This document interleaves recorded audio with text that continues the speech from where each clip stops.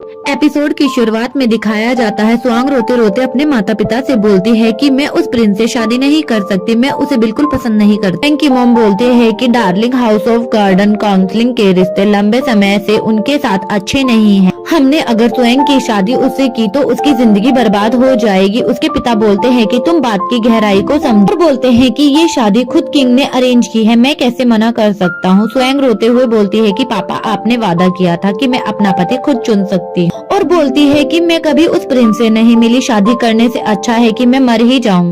तभी उसकी मॉम उसके पास आती है और बोलती है कि स्वयं ऐसा मत बोलो और रोना बंद करो बेटा, तक मैं जिंदा हूँ तब तक मैं तुम्हें कुछ नहीं होने दूंगी। और वो अपने पति से बोलती है कि इसके अलावा कोई और उपाय नहीं है क्या? उसके पति बोलते हैं कि और कोई चारा नहीं दिख रहा है, इसे उससे शादी करनी ही पड़ेगी। अगर हमने शादी के लिए मना किया तो हमारा पूरा हाउस ऑफ गार्डन काउंसलिंग भगवान को प्यारा हो जाएगा। पापा बोलते हैं कि स्वयं अब तुम बड़ी हो गई हो, ये तुम्हें हमारे लिए करना ही होगा, फिर चाहे कुछ भी हो जाए। स्वयं अपने पापा का पैर पकड़कर बोलती है कि पापा प्लीज, मैं उस नल्ले से शादी नहीं कर सकती। रोते रोते बोलती है कि पापा, मैं तुम्हारी एकलौती बेटी हूँ, तुम मेरे साथ ऐसा नहीं कर सकते।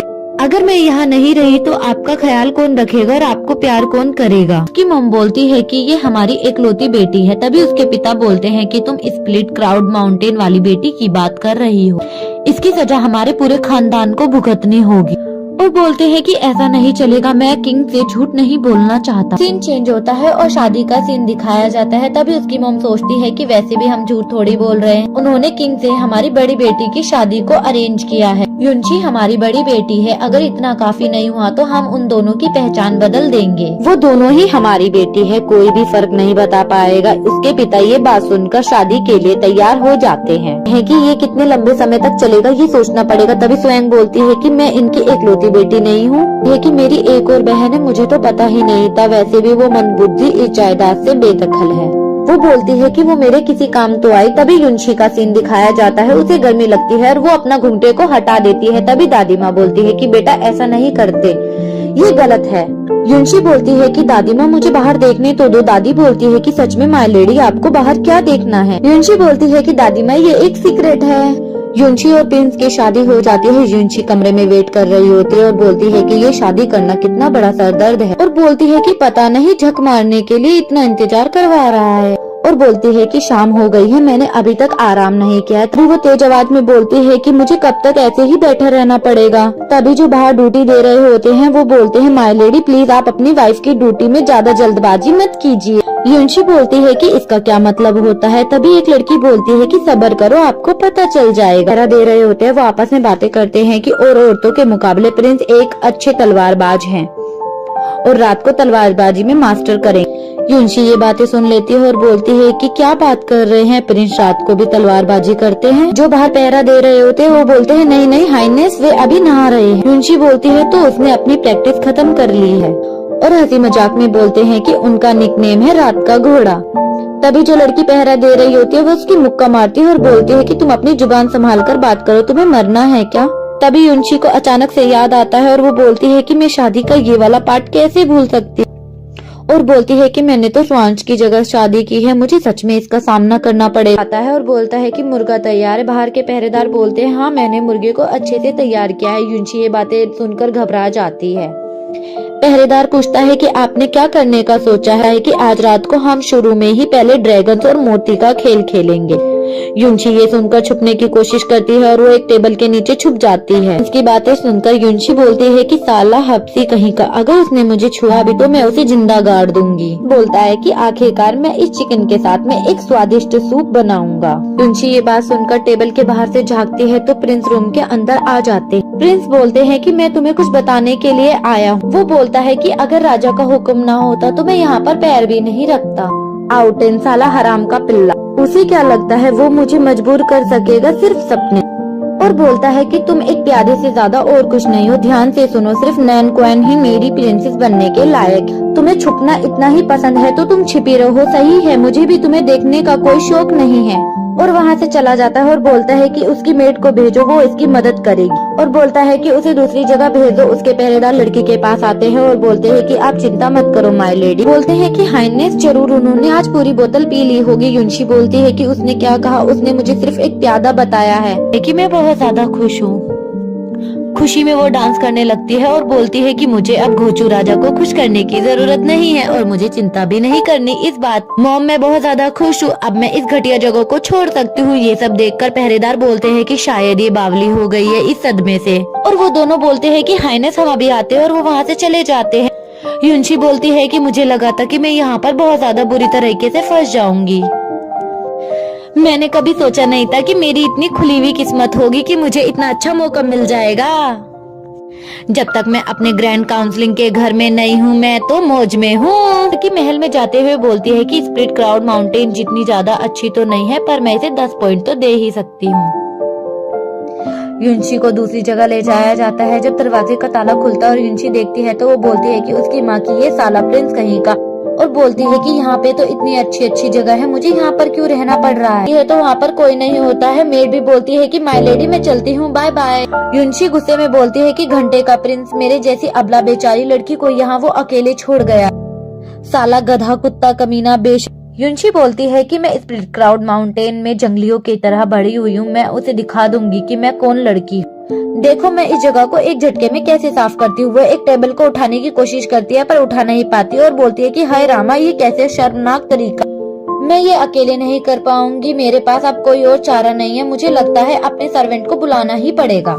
तभी वो अपने डब्बे से एक आत्मा को बुलाती है और वो बाहर आने के बाद बोलता है, अबे डायन तूने मुझे इतने समय तक एक डब्बे में कैद कैसे करके रखा। युनशी बोलती है कि मैं तो भूल ही गई थी। आत्मा बोलती है कि तुम्हें तो शादी करने की इतनी तड़प थी कि इसीलिए तुम मुझे भूल गई। युनशी बोलती है कि अबे यार तुम्हें तो पता ही है मैंने किस लिए शादी। युनशी आत्मा को पूरी बात बताती है और आत्मा बोलता है कि ऐसी बात है, मुझे तो लगा तुम शादी करके बहुत ज्यादा खुश होगी और मजे कर रही हो। जिस दिन से मैं तुम्हारे साथ आया हूँ उस दिन से तो मेरी जिंदगी भी नर्क हो गई है। मैंने सोचा नहीं था वो साला तुम्हारी इतनी ज्यादा बेइज्जती करा था, लगा नहीं था कि प्रिंस से शादी करने के बाद तुम्हारी जिंदगी इतनी बेकार हो जाएगी। युनशी आत्मा को कमरे की साफ सफाई करने के लिए बोलती है। आत्मा और युनशी मिलकर कमरे की साफ सफाई कर लेते हैं। वो बहुत ज्यादा थक जाते हैं और बोलते हैं कि ये प्रिंस तो एक नंबर का गधा है, इसकी वजह से हमें इतनी प्रॉब्लम सहनी पड़ी, अगली बार मैं उस गधे और घटिया प्रिंस की बैंड बजा दूंगी। आत्मा बोलती है कि हमें कुछ अच्छा आइडिया सोचना। युनशी बोलती है कि उसकी चिंता नहीं है, मुझे किस्मत वालों के साथ तो अच्छा ही होता है। युनशी बोलती है कि आज मैं पूरे दिन इतनी बिजी थी कि मैंने कुछ भी नहीं खाया। आत्मा बोलती है कि मैंने भी कुछ नहीं खाया, मुझे भी भूख लगी है। युनशी बोलती है कि बिना खाए तो नींद भी नहीं आएगी, अब हम क्या करें। युनशी बोलती है कि डिनर का टाइम हो रहा है। आत्मा बोलता है कि इतनी रात को खाना क्या मेरा बाप लाएगा।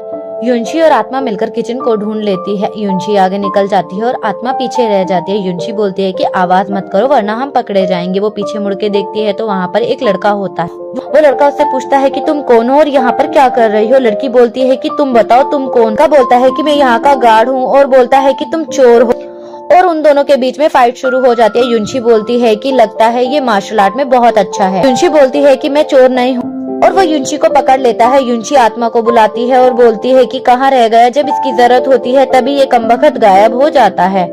युनशी को अपने मास्टर की बात याद आती है और वो स्मोक करके वहाँ से भाग जाती है। अभी वहाँ पर पहरेदार आते हैं और बोलते हैं कि हाइनेस आपको क्या हुआ। राजकुमार बोलता है कि स्मोक की वजह से मैं कमजोर हो रहा हूँ। युनशी भागते भागते सोचती है कि मुझे किसी पर निर्भर नहीं होना है, मैं खुद से आत्मनिर्भर बनूंगी, मैं सब कुछ खुद ही करूंगी। मैं किस्मत पर भरोसा नहीं करती हूँ, मैं अपनी किस्मत को खुद लिखूंगी। और वो अपने रूम के पास पहुँच जाती है। बाहर बैठकर वो सोचती है कि अब मैं क्या करूँ, मुझे भूख भी लग रही है। तभी उसके ऊपर वहाँ का साइन बोर्ड उतरकर गिर जाता है। युनशी बोलती है कि मुझे बचाओ, कोई मेरी मदद करो, इसे हटाओ। एपिसोड 1 यहीं पर खत्म होता है। अगर आपको मेरी एक्सप्लेनेशन अच्छी लगती है तो वीडियो को लाइक और चैनल को सब्सक्राइब करना। Thank you. एपिसोड की शुरुआत में दिखाया जाता है युनशी मूशी से बात करती है कि मेरे युनशांग के प्रिंस से शादी हुई है, तब से मेरे साथ कुछ भी अच्छा नहीं हो रहा। पहले मुझे पवेलियन से बाहर निकाल दिया, फिर मुझे एक हसीना समझने की गलती कर दी। मुझे बोलता है खैर ये तुम्हारी ही गलती है, तुम्हें तो पहाड़ पे ही रहना चाहिए था। युनशी को गुस्सा आता है और मूशी को मुक्का मार के बोलती है कि तुम मुझसे बात मत, और बोलती है कि अगर तुम मेरी एक मदद करोगे तो मैं तुम्हें माफ करने के बारे में सोच सकती हूँ। मूशी बोलती है कि क्या मदद चाहिए। युनशी बोलती है कि मुझे उस झूले तक लेके जाओ और मुझे वहाँ पर झूला झूला। युनशी झूला झूलने लगती है और बोलती है कि इतना ऊपर काफी नहीं है, थोड़ा सा दम लगाओ, थोड़ा ऊपर लेके जाओ। मूशी बोलता है कि मुझ में इतनी ही ताकत है, मैं इतना ही दम लगा सकता हूँ। तभी वहाँ से एक राजकुमार जा रहे होते हैं जो बोलते हैं कि कौन बेशरम है जो महल की शांति को भंग कर रहा है, और वो वहाँ पर जाते हैं और युनशी को देखकर खुश हो जाते हैं। वो युनशी के पास आते हैं और पूछते हैं कि तुम कौन हो और इतने मजे से महल में झूला झूल रही हो। युनशी बोलती है कि अगर आपको भी झूला झूलना है तो आप पहले झूल लीजिए, मैं इंतजार कर लूंगी। मुशी बोलता है कि तुम अपनी प्रेम कथा बंद करो, तुम दोनों अगर झूला झूलोगे तो मेरा क्या होगा, मेरे अंदर इतनी ताकत नहीं है कि मैं तुम दोनों को एक साथ झूला झूला सकूं। युनशी बोलती है मुझे माफ करना, मुझे देर हो रही है, मुझे जाना होगा। राजकुमार युनशी को रोकते हैं और बोलते हैं कि अगर हम साथ में झूला नहीं झूल सकते तो क्या हुआ, तुम अपना नाम बता दो। मेरा नाम है यूजी। युनशी अपना नाम बताने ही वाली होती है, तभी मुशी उसका मुँह पकड़ लेता है और उसे कुछ बोलने नहीं दे। राजकुमार पूछता है कि आप ठीक हो मिस, आपको क्या हुआ है। युनशी बोलती है मैं ठीक हूँ, पूछने के लिए शुक्रिया। युनशी बोलती है कि मैं यहाँ पे मेड हूँ और इससे ज्यादा कुछ भी नहीं। राजकुमार बोलते हैं कि रुतबा जरूरी नहीं है, वैसे मुझे सिर्फ आपका नाम जानना है। युनशी बोलती है कि मैं आपको इससे ज्यादा कुछ नहीं बता सकती, अच्छा मैं चलती हूँ और वहाँ से जाने लगती है। राजकुमार उसे रोकते हैं और बोलते हैं कि कहावत है दूसरे से कुछ लेकर बदले में कुछ न देना तो गलत बात। राजकुमार बोलते हैं कि मैंने तुम्हें अपना नाम बताया है, अब तुम्हें भी अपना नाम बताना होगा। युनशी वहाँ से चलने लगती है। राजकुमार देखते हैं और उससे जबरदस्ती उसका नाम पूछने लगते हैं। युनशी को गुस्सा आता है, वो राजकुमार को उठाकर पटक देते। पहरेदार जिम्बो को बाहर रोक लेते हैं और बोलते हैं कि अंदर प्रिंस नहा रहे हैं, आप अंदर नहीं जा सकते। जिम्बो बोलता है कि मैं उसका भाई हूँ और मुझे अंदर जाने दो। जिम्बो अंदर आ जाता है और प्रिंस पूछते हैं कि तुम यहाँ क्या कर रहे हो। जिम्बो बोलता है कि मेरा भी नहाने का मन हो रहा है, इसलिए मैं यहाँ पर आया हूँ। जिम्बो बोलता है कि मेरी कमर अकड़ रही है, मेरी पीठ भी दर्द कर रही है, मुझे पानी की ठंडक चाहिए।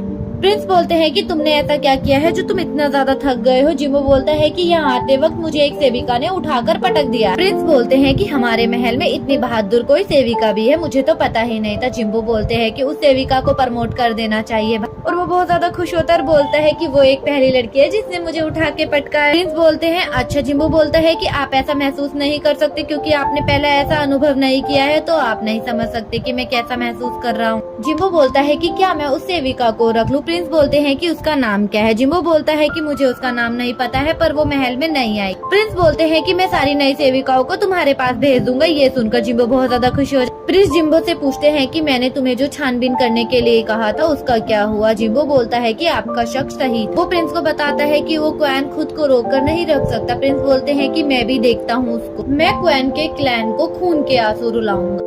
जिम्बो बोलता है कि इसमें तो तुम्हारी प्रिंसेस भी शामिल होगी। प्रिंस ये सुनकर वहाँ से चला जाता है और जिम्बो बोलता है कि ये तो बहुत दुख की बात। युनशी बगीचे में खुश होकर गाना गाते हुए डांस करते हुए बहुत ज्यादा खुश हो रही थी, तभी उसे एक आवाज सुनाई देती है और वो दरवाजे की ओर बढ़ने लगती है। वहाँ जाकर देखती है तो वहाँ एक घोड़ी होती है, वो उसे देखकर डर जाती है और बोलती है कि तुम एक इंसान। युनशी और घोड़ी बहुत अच्छे दोस्त बन जाते हैं। घोड़ी उसे बताती है कि कुछ समय पहले प्रिंस मुझ पर खुशी से पूरा दिन सवारी किया करते थे और आजकल तो वो महीनों तक मेरी तरफ देखते ही नहीं। युनशी उसकी कमर पर हाथ फेरकर बोलती है कि वो तो एक गधा है, उसे तो देखकर मुझे भी गुस्सा आता है। उसे भूल जाओ, वो नमूना तुम्हारे लायक नहीं है, तुम्हें वो पसंद भी क्यों है और तुम कोई और दूसरा घोड़ा देख लो। घोड़ी बोलती है कि मुझे कोई दूसरा घोड़ा मिलता ही नहीं और जो मिलता है वो टिकता ही नहीं। युनशी बोलती है कि चिंता मत करो, अब से तुम मुझे पसंद हो, चलो अब से हम साथ में घूमें। युनशी बोलती है कि तुम्हारा नाम क्या है। घोड़ी बोलती है कि मेरा नाम सक्कुबस है और ये मुझे एक धोखेबाज जैसा लगता है, मैं मैडम को ये नाम नहीं बताना चाहती, अब मैं उनसे ये बात कैसे। अभी युनशी बोलती है कि तुम्हारा नाम पहले क्या था वो मतलब नहीं करता, जरूरी है कि अब तुम्हारा नाम क्या होगा, और वो उसका नाम सोचने लगती। युनशी बोलती है कि मैं रात्रि की देवी, आज से तुम्हें नया नाम देती हूँ, तुम्हारा नाम है जूल। घोड़ा बोलता है तो क्या तुम मेरी रोमियो बनो।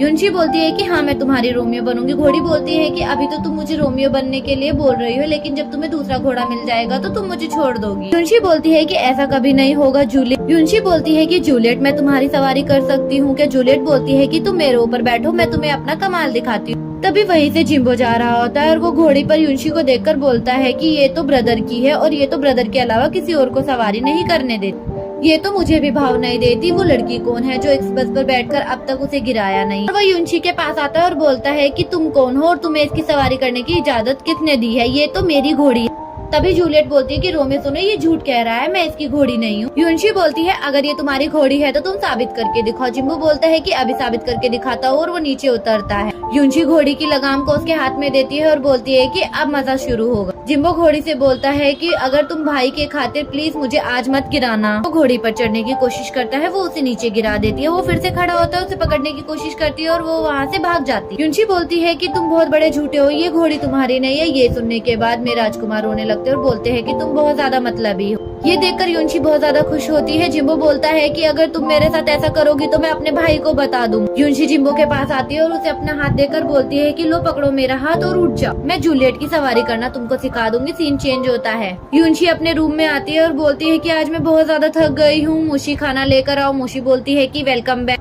युनशी बोलती है कि दिन भर घोड़े पे बैठ कर मैं थक गई हूँ। युनशी बोलती है कि खाना खोजने में मेरी मदद करो। मुशी बोलती है कि भाड़ में जाओ, मैंने थोड़ी तुम्हें घुड़सवारी करने के लिए बोला था। युनशी को एक आवाज सुनाई देती है। युनशी बोलती है कि मुशी ऐसा मत करो, मैं बहुत ज्यादा थकी हुई हूँ। मुशी बोलता है कि मैं नहीं। युनशी बोलती है कि तुम नहीं हो तो कौन है। तभी एक आत्मा युनशी और मुशी को डराने के लिए आती है, लेकिन वो उनसे डरते नहीं और उसको मुक्का मार के नीचे गिरा देते हैं। बाद में वो उसकी गर्दन पकड़कर बोलती है कि बताओ तुम कौन हो और तुम्हारा नाम क्या है। आत्मा बोलती है कि मैं एक सैसे में हूँ और मैं एक लाचार भूत हूँ और अकेला भी हूँ। युनशी बोलती है ठीक है, मैं तुम्हें माफ कर दूंगी, लेकिन तुम्हें आज से हमारे खाने पीने का ध्यान रखना होगा। तभी शिश्मे बोलती है कि कोई दिक्कत नहीं है, मैं तुम्हारे लिए खाना भी लेकर आऊंगा और बाद में तुम्हारी मालिश भी कर दूंगा। युनशी बोलती है कि चलो काम पे लग जाओ। शिश्मे उनके लिए बहुत सारा खाना ले आते हैं और वो दोनों खाना देखकर बहुत ज्यादा खुश हो जाते हैं। मुशी बोलते हैं कि तुम इतनी गड़बड़ करती हो फिर भी तुम्हारे साथ सब सही हो रहा है। युनशी अपने पिता से बोलती है कि मैं अपनी मेड और अपनी आंटी को अपने साथ में लेकर जाऊंगी। तभी उसकी वाइफ बोलती है कि डार्लिंग आप इसे इजाजत नहीं दे सकते, ज्यादा लोग यानी ज्यादा खतरे। इन्होंने जीवन भर का कॉन्ट्रैक्ट साइन थोड़ी किया है, अगर तुम्हें ये चाहिए तो तुम्हें इनके कर्जे के पैसे देने हों।